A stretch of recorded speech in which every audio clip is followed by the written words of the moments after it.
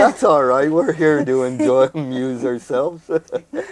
Oh dear, I want a funny one now. Now I've destroyed your whole methodology. Well, what should it be? Funny Both. or what? Both. Well, let's do the serious one before everybody gets mad and shuts me off. The old lovers do not speak of death.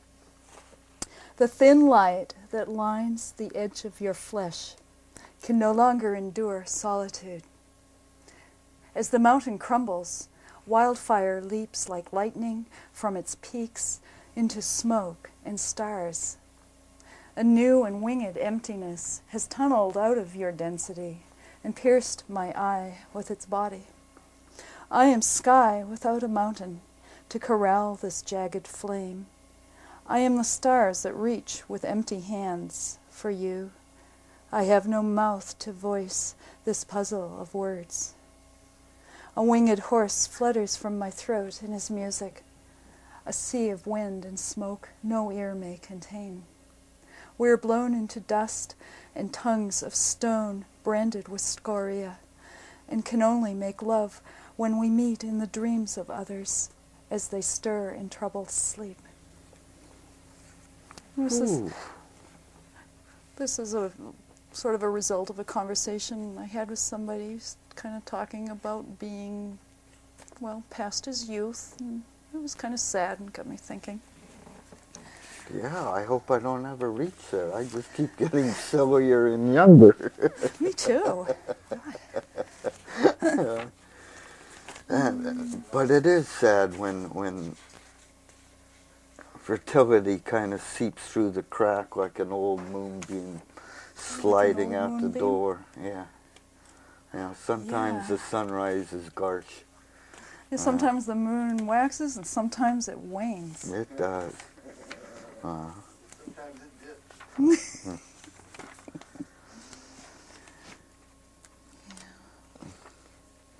You,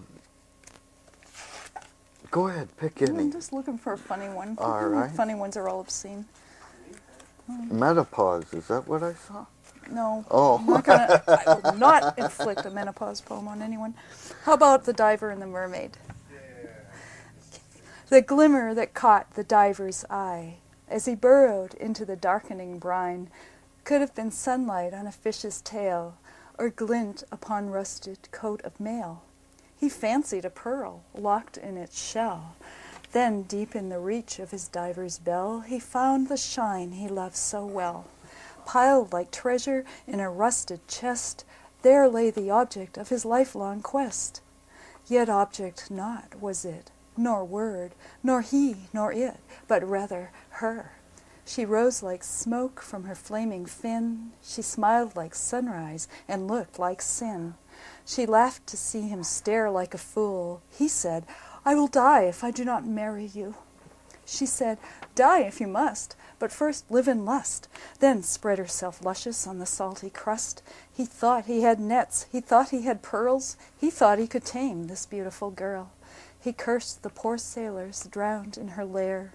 He promised her God would let her breathe air, though bubbles of moonlight blew through her hair. He bade her give up champagne and wine, instructed her how to properly dine. He gave her the blood of a Savior who died in a media blitz sacrifice, suicide. She dared to refuse the diver's grand gesture. She changed her address. She called him a lecher. And so he went up to his safe little boat and died with a word stuck in his throat. Phew. That was kind of mean. Well, you know, old lechers die hard. No, this is just about the people that just try so hard to convert you to their way of believing. And Puns aren't I'm an allowed. old pagan, and it just doesn't So am really I. work on me. You said something right before this. And here, as a male, counts so much on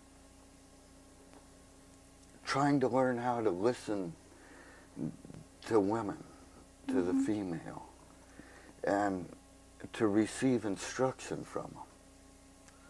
And so here's an area when I mention because I thought I saw the title as you were shifting through your the poems menopause word. on menopause. And here's something that so tremendously important to a woman. There's no escape of it. For the first time in history, it's becoming a little more apparent, probably through technology and advertisement and everything else. The ads. But here's a male that still is pretty much absolutely asleep at the wheel. About? What it is, how to deal with it, the anxiety, the emotions, what the woman's going through, the death she's going through, the birth in a different way that she's going through. Sort of like the birth of the mature woman. In a different way. How romance is walking, is... Walking, hell is running. Running. Away. see, I'm off. And yet you say, no, I will never write about this. Doing me again a noble disservice. The poor men are down in the way to Hades.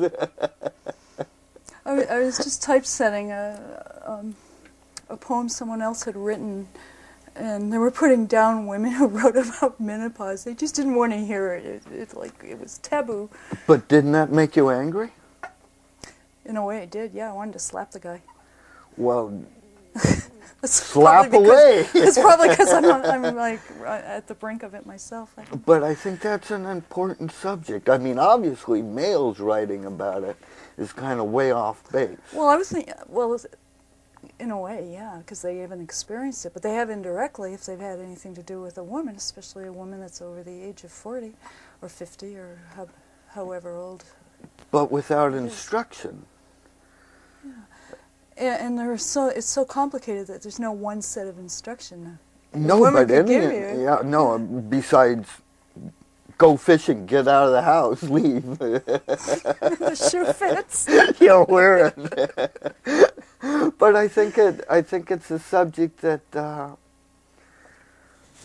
men would welcome. There are a lot of sacred... I think women would be able to really identify it. I mean, it's the same issue, really, in that men want to preserve their youth. Well, they have it a little easier than women. I just saw an article about a 79-year-old male supermodel. He's been modeling for 30 years. A woman gets to be over the age of 29 and her career's all washed up as a model. Yeah, and they're more and more. There are older women now that are modeling and have broken through that barrier, and in movie parts now there are roles for older women now that have started to break through. A lot of women have pioneered this, and I'd like to see it continue. Yeah, and menopause isn't like a thing that's really sudden and dramatic. It's just a gradual shedding of youth, and it's a gradual changing. And men get receding hairlines and gray hair. Women get extra water retention and more hair perms, I guess. It just seems that... You can't make a label, actually. No, and I don't want to make a level exploration of subjects. I think is part of the key to wanting to be an artist or a writer. And it seems to me that we've started to branch into a place where women are graciously enough to now talk about some of the sacred things. And originally, at least in my time, when they started to do it, it was labeled feminism, etc. And a lot of men just, beat the bush to death, beat the messenger to death. They didn't want to hear this. Like you say, this person you were looking at the script didn't want to hear this at all. But I think that women allowing us in to sacred areas will only benefit the male. Keep the lines of communication open. Otherwise, we're fishing in two different boats.